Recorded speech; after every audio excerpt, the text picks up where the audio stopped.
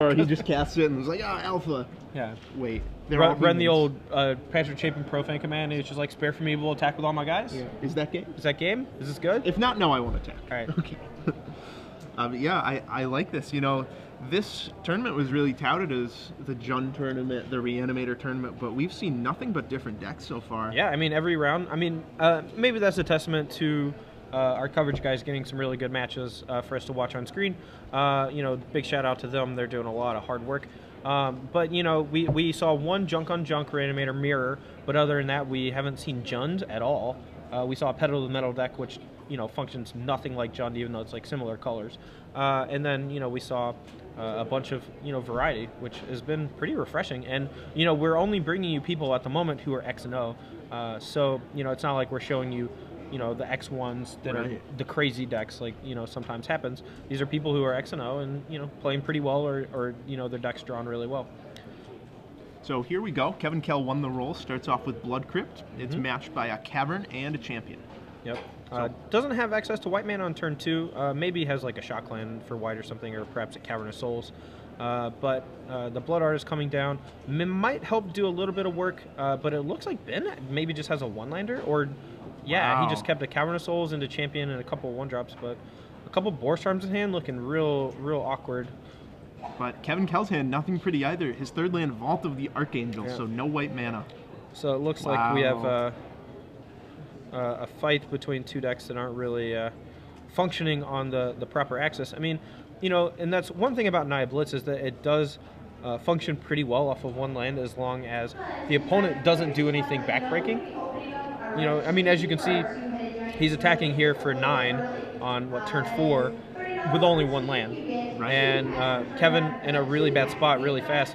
And, you know, that's just how Naya Blitz works. You know, it's super fast. You know, just imagine if he had drawn another land or two and was able to really, you know, dig in. Right, so white source for Kevin Kell, finally. Lingering Souls comes down. That plus the Blood Artist is going to buy him a little bit of time, but he's still way on the back foot. And here. I think this is actually a mistake from Kevin, because he has a Boros Reckoner in hand, and I think Boros Reckoner could have done a ton of work in this situation.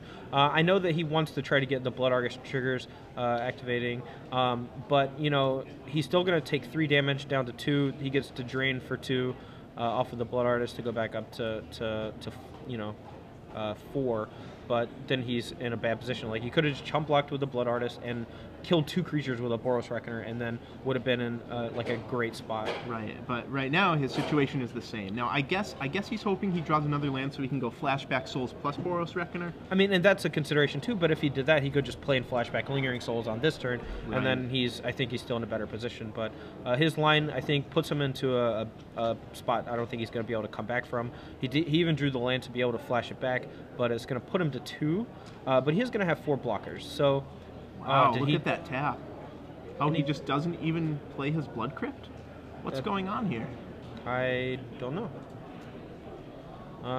Either way, another champion for Ben Ragan. Not drawing lands, but drawing 1-drops. And he's going to take it home, because Kevin Kell has nothing. 2 spirits and an 0-1. Yeah, I mean, it's a little unfortunate for Kevin that he stumbled so badly against Blitz. You know, if Ben had any sort of second land, I'm sure things would have been much worse. The fact that Kevin even had a chance in this game is you know, good for him. But, I mean, he's still taking 2 damage here. He gains 3 life, back up to 5. But, I mean, there's very little that can actually help him. No, it's Blasphemous Act or Bust for him. That's true. Yeah, he does have 3 of them in his deck, but I don't think he has one now. Nope. And he decides to play the shock line this turn untapped. All right, so he flashback? Yeah, I don't really understand. No, he's not that on board. The Champion of the Parish on the far left is a 1/1. Okay. So he can potentially, you know, block. I mean, if Ben draws a land and goes Burning Tree's Chain, just 7 spells in hand that he can't cast. No big deal. We'll attack for 14 or whatever. So block, block, block, block. He'll be able to block 1 champion down, go to 1 life. But I'm not sure that... There we go. Yeah, so he's going to trade off with one of the champions, which I don't actually think he should, because the only card he can draw to get out of this is Blasphemous Act, and he wants his opponent to have as many creatures in play, I guess. And he wants to prevent as much damage as possible. And, I mean, maybe he'll peel it and have a shot, and that's game, boys. Wow, so Ben Ragan on one Cavern of Souls, not even close, beats Kevin Kell. So. Yeah. I mean, Kevin had a few draws there to get out of it. If he had sequenced his plays a little differently, I think he could have gotten to a point where there was a chance for him. Unfortunately, I mean, I could have misread his hand. I mean, he might not have had a Boros Reckoner, but I thought I saw the hybrid spell. Yeah, pretty interesting. Kevin Kell, 14 white sources in his deck, so not an unreasonable keep. He had a ton of white sources.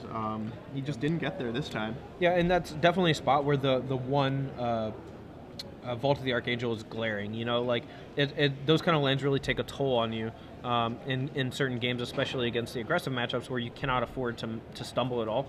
And while they're good in other matchups and they're good in the late game, just having one of those as your early land drops and then not being able to cast Boros Reckoner or not having like your white source to be able to cast your Lingering Souls on turn 3, I mean, as you can see there, it was just backbreaking. Yeah, huge. So looking to these players' sideboards, Kevin Kell has a lot of different options. He'll definitely be bringing in an Electrickery. He'll be bringing in a Blasphemous Act, a Dreadbore, some one-offs to shore up his removal suite. He has Obzedat, which might be tempting because of the life gain. Might be okay.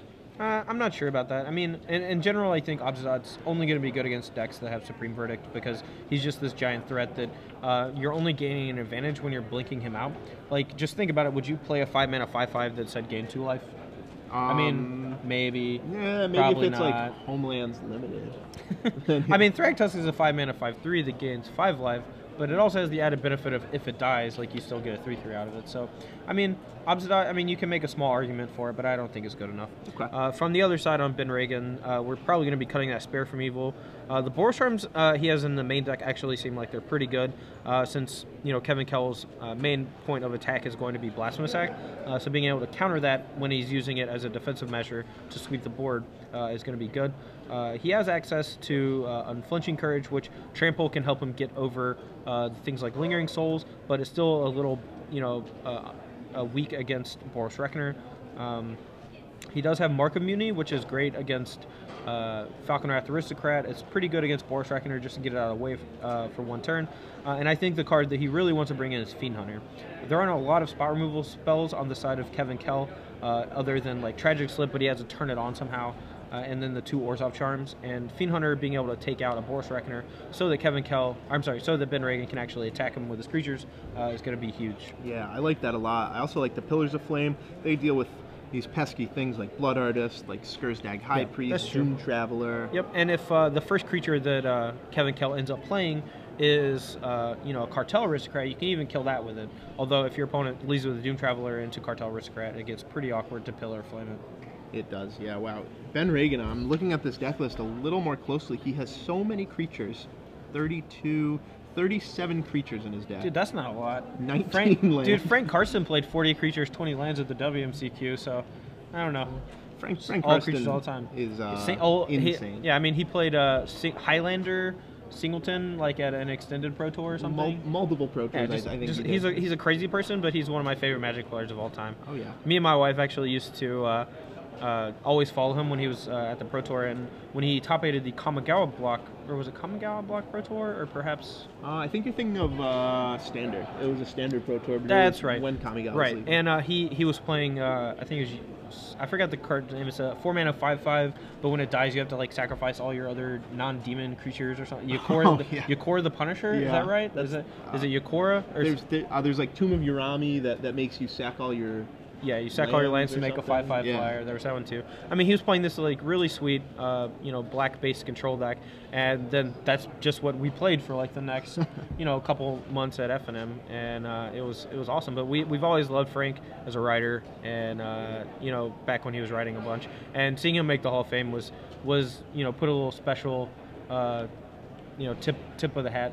On the top of it for us, just because he was one of our favorites. So. Yeah, really, really cool. He had a great column on the Mothership a few years ago, 5-6 years ago. Yeah, I think, didn't he just have, Flores, basically Flores' article first? It was like the same style, right? He just wrote about all the standard decks that were up to date, every week, right? Right. I think that's what he used to do. Yeah, I think it had a little deck building in it, too, because, I mean, how can you have a Frank Karsten article without deck building? But, yeah. No longer. So here they go. These players happy to be 3-0. You can see they're having a good time, bantering. Kevin Kell having slightly less of a good time since he just got beat by the one-lander from Nia Blitz. But, you know, these things happen. Now, just imagine when Ben draws 2 lands. Wow. And actually casts the rest of his 7 spells that he got stuck in his hand. So, Kevin Kell, if you're looking at it from his perspective, what did he see? He saw Cavern and 5 white creatures. He doesn't even know what colors Ben Ragan is playing. He could be mono white, he could be white blue, he could be white red. Little does he know, he's Nia Blitz. Yeah, he knows he's Nia Blitz. I mean, there's this, like, the one white Winnie deck that no one ever plays, and then there's Nia Blitz, and that's, yeah. I mean, it's a good point, I guess, but... Alright, so, look at openings. Kevin Kell doesn't... Yeah, he shakes his head no, but he said yes, so I don't know what's going on here. Just giving me mixed signals, buddy. I don't understand. Wow, so Ben Ragan going to 6, though. Maybe he didn't like this one-lander. Maybe more mana problems. Yeah. I didn't actually see his hand. Well, he only have 1 land.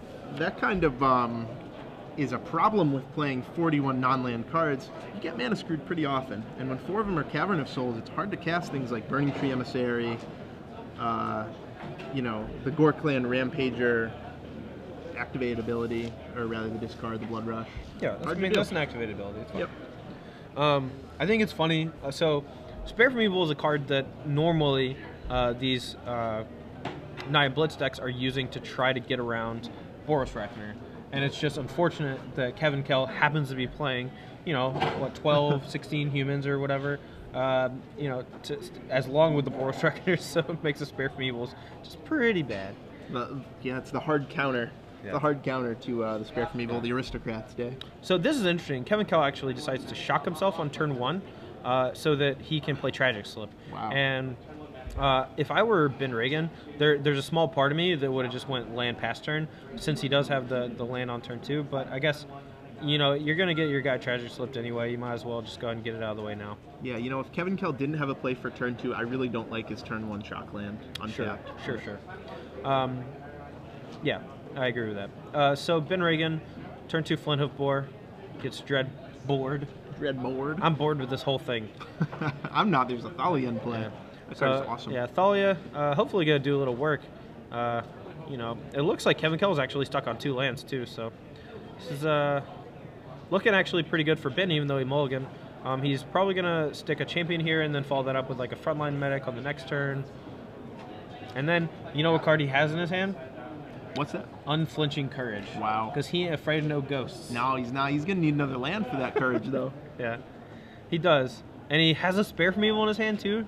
He left it in. Don't you realize that this guy's got all these humans? Well, there's the Reckoner. Spare from Evil will get past it. That's true. Ooh, experiment right, 1. So, well, we got a frontline medic, so we're going to be able to just attack through.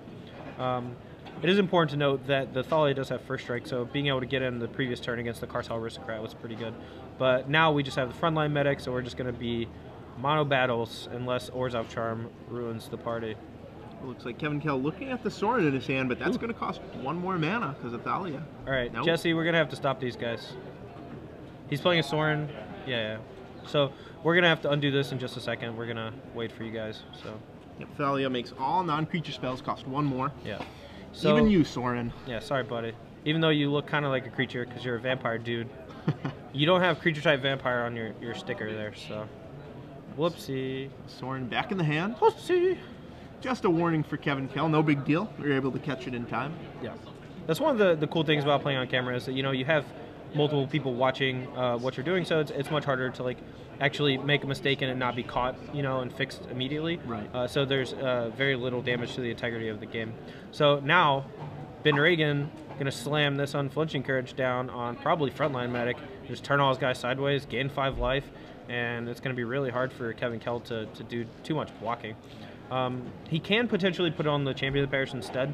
What this is going to do is it makes it where his Boros Reckoner can't... Well, I guess, no. You should probably just put it on the bigger guy to gain more life.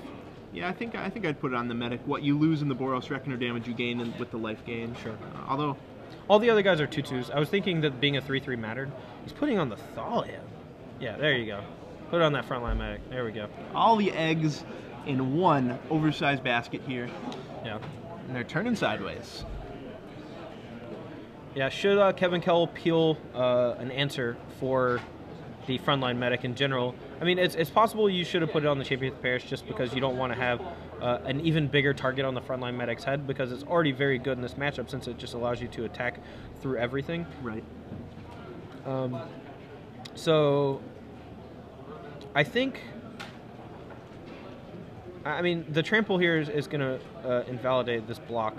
All right, so yeah, I thought he was going to block the frontline medic, but it wouldn't have done anything. So he's going to give his Cartel Aristocrat protection, gain 1 point of life and drain 1 from Ben. Deal him an extra 2 with the Boros Reckoner, but since they're all indestructible, nothing's going to die on Ben's side, and he does end up gaining 5 life at the end of combat from frontline medic. So, and if you're unfamiliar with the medic, it's 3 for a 3/3.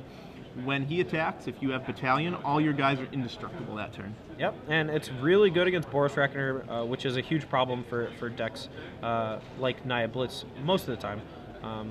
Ben does have, his current hand has Spare from Evil, but doesn't really do a whole lot against 2 Cartel Aristocrats. So, all right, so Boros Reckoner decided to get in there for some points. Now we can still block the Champion and the Thalia, sack 1 Cartel to save the other one, or potentially just sack the 2 Lingering Souls to save both of them. Here comes an Experiment 1 from Ben. Yeah. And that'll pump up his Champion. I'm just waiting for Experiment 2. They haven't given it to me yet. And Mayor of Averbrook. Now, what this is going to do is a lot of damage. Tons of damage. Yeah, all the damage. Oh boy, so Ben Ragan crashes in. Mayor of Averbrook is going to enhance all his creatures, +1/+1. This is going to get real ugly real fast. Yeah, Kevin Kell. this is actually a pretty good play from Kevin. So he's... He didn't announce... Oh, that was odd. Okay, well, it wasn't a great play from Kevin. I thought he was going to sack one of his Spirit tokens to give his Cartel Aristocrat that was blocking the frontline medic protection from white. Instead, he just opts to let it die in combat, which is unfortunate. Not really a big deal. I think he knows at this point that his only out is Blasphemous Act. He's on act or bust. Well, here. yeah, but Cartel Aristocrat is very good with Blasphemous Act. So you're crazy. What are you gonna do? All right, so he has a Falconer Aristocrat, another Boros Reckoner, but none of those cards say destroy target frontline medic. So this is bad news bears.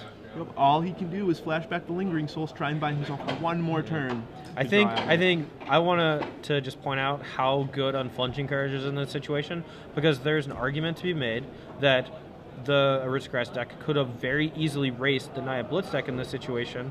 Because you have the multiple Boros Reckoners, dealing the damage during combat, as well as he has a Falconer Aristocrat in his hand, which he could have just played.